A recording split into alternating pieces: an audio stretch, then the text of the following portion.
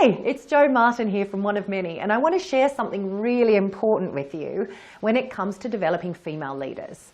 Because I am absolutely thrilled that getting greater diversity on our boards and our senior management teams is really starting to be a focus for businesses today.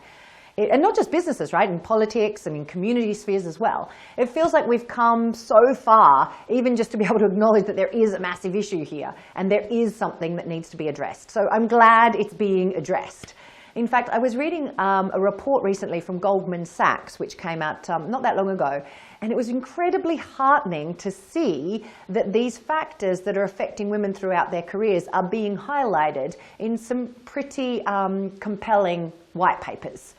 Now, because what often happens when we think about leadership, though, is that we take this one-size-fits-all approach, we can get ourselves into trouble. It seems to me that there seems to be a thinking inside businesses or a thinking inside, inside the different spheres where we're calling for more women leaders, that, all right, all we need to do then to get more women into leadership is to get more women into leadership development programs. Like, let's get more women trained as leaders. But from my perspective, that approach fails to take into account what's different about why women are where we are in regards to our relationship to leadership in the first place. It doesn't take into account how we're raised, what research tells us about what women's lives actually look like, and what kinds of challenges we're getting into when it comes into stepping into those leadership roles. Now, I could talk for hours and hours on this point. It is something I'm really passionate about, and quite often I do talk for hours and hours about it. But I just want to give you a few headlines here. So there has been research that shows that we women are more prone to burnout. Most of the research suggests that we're 60% more likely to suffer job stress and burnout than men.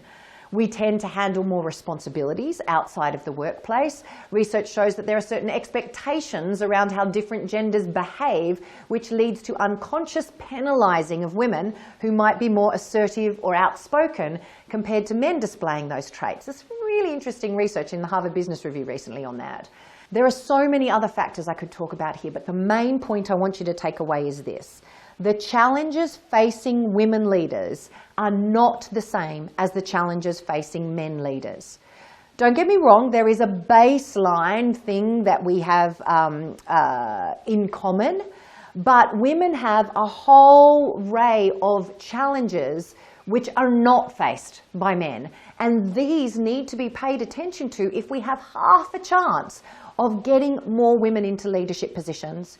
To the extent that we are coaching and training and developing our women leaders as though they're just men's in dresses, we're really missing, I think, about 50% of the problem.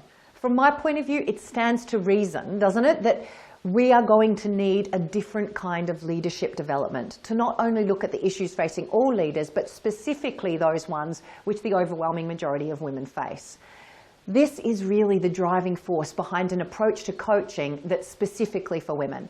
Not that because we think that women's brains are fundamentally different, but because the research tells us that the lived experience of women leaders is different to the lived experience of male leaders. So coaching that's aimed at women targets that in a very specific way. And I believe what's going to move the needle when it comes to getting more diversity in the corporate world is exactly this. Does that make sense to you? I mean, I'd love to know if you've experienced any leadership development that felt as though it wasn't really touching the issues. You know, you're sitting there and maybe learning how to present more effectively, but actually what's at the back of your mind is, where the hell am I going to find time to practice this when I've got children I've got to pick up from school in 30 minutes, and then I've got to get them home and make paper mache crayfish costumes, and then get back here tomorrow for a board meeting at 8 o'clock in the morning. When you're starting to feel the juggle that so many women have to face, it can feel like the programs that are put together are really one size fits all.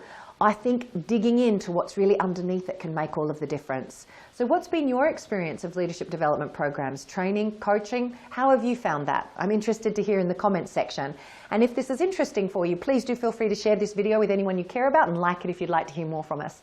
I look forward to hearing what you say.